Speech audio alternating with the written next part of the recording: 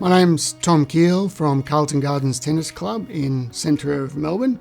My previous role at the Carlton Gardens Tennis Club was as president, and I'm currently running a couple of social sessions there at the moment. I also have another role which is related to sustainability, which is part of the reason why I'm very interested in this topic, and that is I lecture at Deakin University in sustainable construction and property development. We have had many initiatives. One of the ones that I was most proud of was actually bringing in the United Nations Sustainability Goals, the Sustainable Development Goals, to the club, and we actively sat down and went through the 17 goals to see how many we could implement.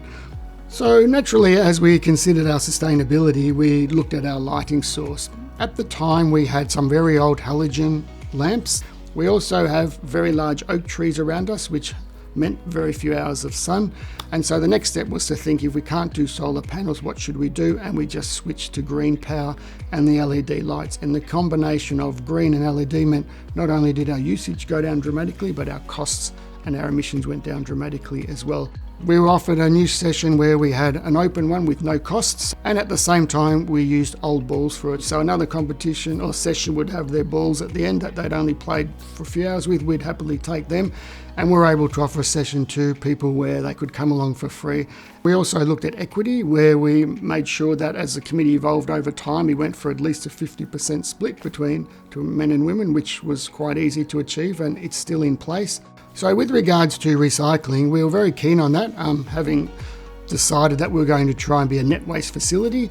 Tennis Club naturally doesn't have a lot of waste, but one of the things that we were collecting was quite a lot of glass bottles. We're very appreciative of the council in terms of all the funding they give us for other green initiatives, but in the case of the recycling, being in the middle of the park, it was a little bit difficult to coordinate. We actually acquired some specific glass recycling bins from the council over the road and would actively bring them across the road on collection night. And we had noticed also there was a prevalence of water bottles coming around. It's of course one of the sustainable goals is to have fresh water for players and also to eliminate the use of one-use plastic. We had at the time in the clubhouse a small bar fridge which had a sign that said you could buy bottled water for $2, and we made the decision to remove that. We at the same time put in aqua bubblers on each of our 4 courts and in the general area, and we encourage people to do that. And now of course we have a very, very low amount of plastic waste at the club. On our website, we encourage the use of cycling and public transport. We clearly list all the appropriate stops for people to get off on either train or tram, and we did a few years ago put in a series of bike racks.